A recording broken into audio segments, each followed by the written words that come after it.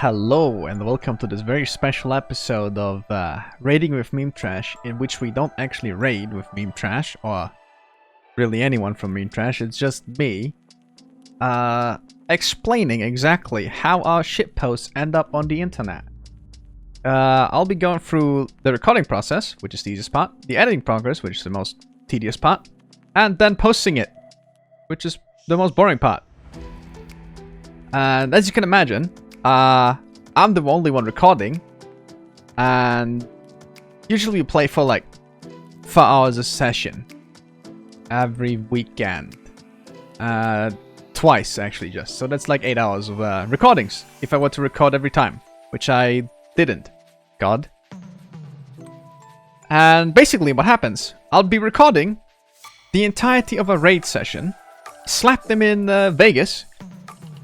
Oh, fucking movie studio Platinum 13, which is totally not Vegas 13 but simplified, and start going through it. I'll be watching 4 hours of content, or 8 hours content a week, trying to sift through upgrading and try to find the most enjoyable moments, personally at least, snip them up and put them together in this nifty little software, and start the actual editing process afterwards. And as you can see, this is not actually recording out of this raiding because I don't have those files anymore, but I did happen to have these files still, for whatever reason, which is the Advice Paisa segments from part 3 and 4, I believe. Yeah, I had some of those laying around, but they will serve for me explaining the purpose, the process of how the videos are made. As I said, I'll slap the recordings in here, which is this nifty little bit here.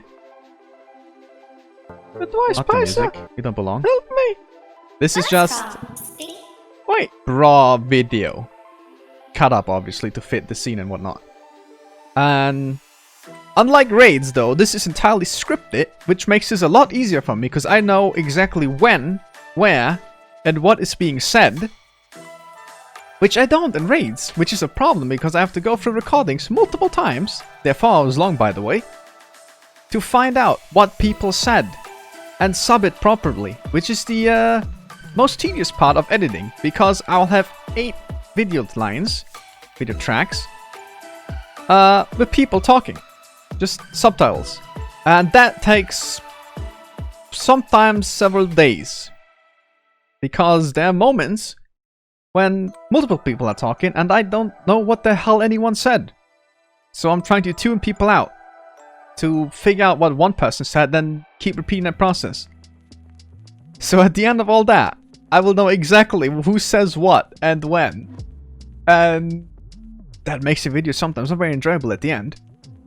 For me at least. But it's done. And that's the important part. It's delivered to the internet for everyone to enjoy, not just us. So I explained very little of the process actually, but that's entirely it. I snip it up, put it in here, and subtitle it. Sometimes I put some flair on it, like when we're talking about Skyrim several times, I'll just slap the Skyrim, what is that? The main, not the main theme, it's not theme.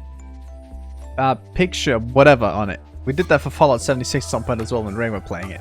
Just to give more context to what we're actually talking about. Sometimes, maybe someone doesn't know Skyrim. Unlikely, but you know, happens.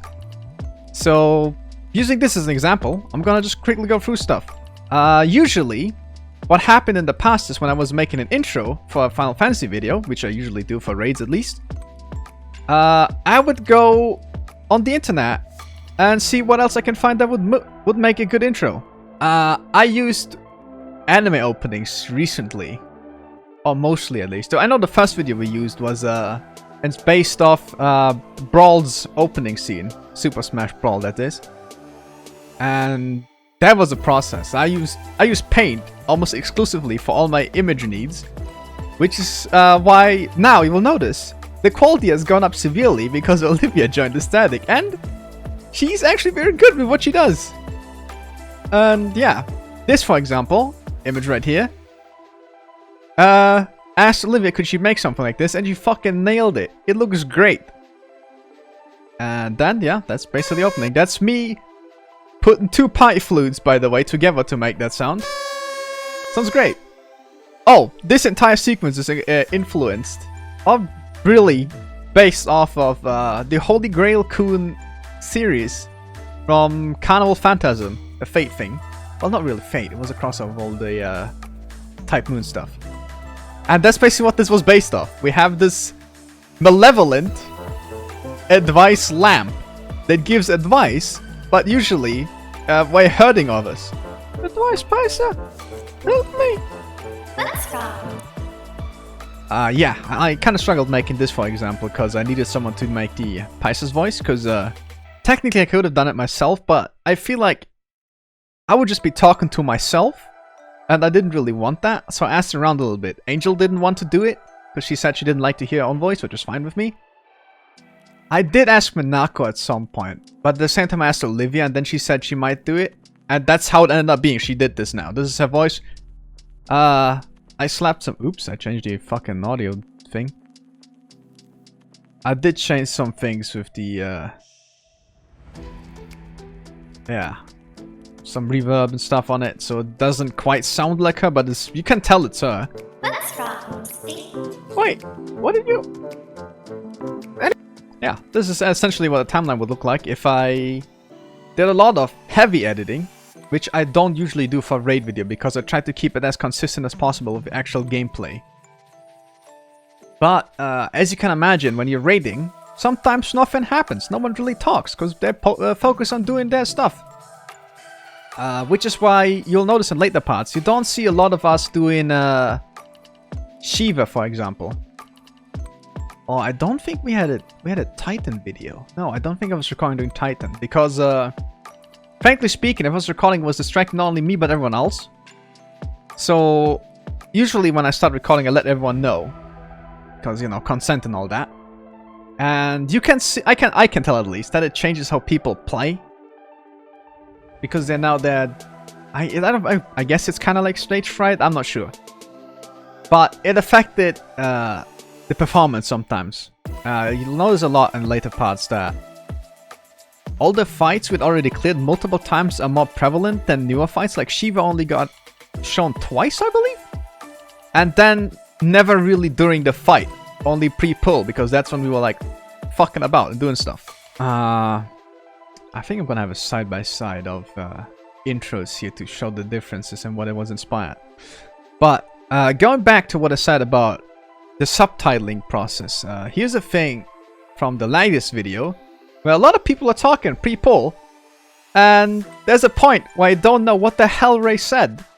So I just went with whatever in the subtitles, despite knowing that's not what he said at all. Let's find out. Simp. Or a man who prides himself on chivalry and hopes Where to get did you learn this term? You will notice he did not say whatever there. Something about sexual whatever. But I don't know what exactly he said. Because he got cut off. So I just went with whatever.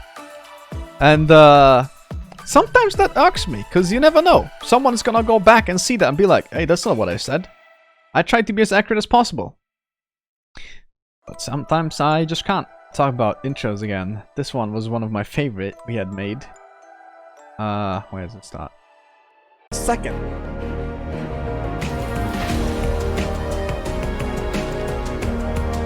That's my boy. Hell yeah.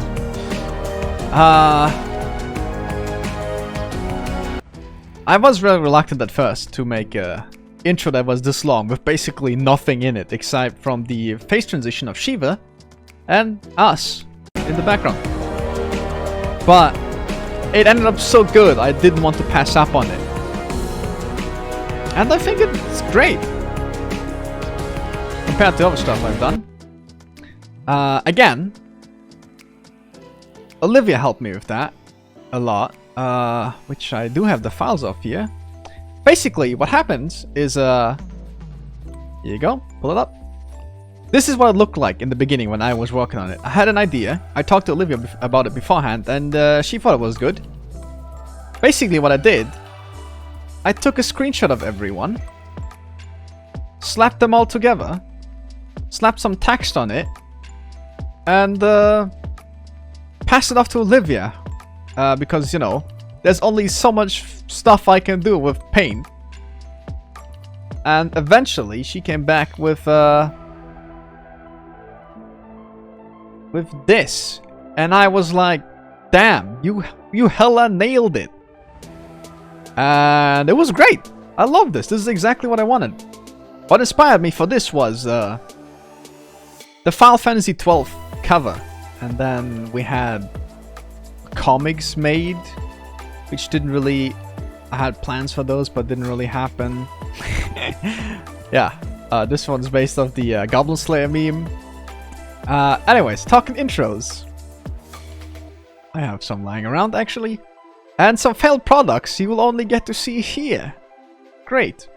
For example, Persona 1. As you may know, at least Manako and I are very big Persona fans, specifically Persona 3. I have plans to make a Persona 3 opening, but never got around to it because I had other ideas all the time. I also had an idea for Borderlands type openings, which I do have some made. Hold up. There, you will notice there's no audio. Yeah, very inspired by Borderlands title cards. I thought they looked great, but this was around when the first tier ended of Eden, yeah. And people started leaving the static, like Soul, which was sad. Everyone liked Soul. It was great.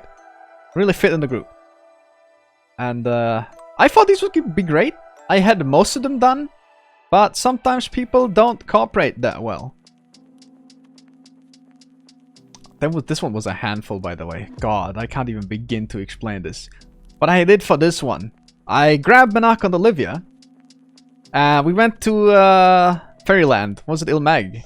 We got foggy weather, which I thought was bad because I wanted good lighting, but I also didn't want to have them sit around for like half an hour to wait till the weather changes. What I did was, went to G-Post, had both of them do their respective animations, standing next to each other. Then I went to a spot where they couldn't see me, and some editing goes along the way. That was sped up. Me zooming in. Manako's cropped out, which was a whole process. And then I slapped the background on it. And after a while, Olivia drops in. That, you will notice, is a red mage skill. It's a backflip. That's why it's so choppy, because frame rate. That's my bad computer at the time. And I thought this was amazing. This worked out so well. It was a hell of a lot. It's like an hour of work for me. They just had to stand around, really. This bit right here, where to turn the camera to match what Olivia would be facing, took so much finesse and so many tries. It's unreal. For 6 seconds, by the way. Sadly, this never made it into an actual video, because this was after the first year ended. So we kind of dropped rating for a while, and it fell flat.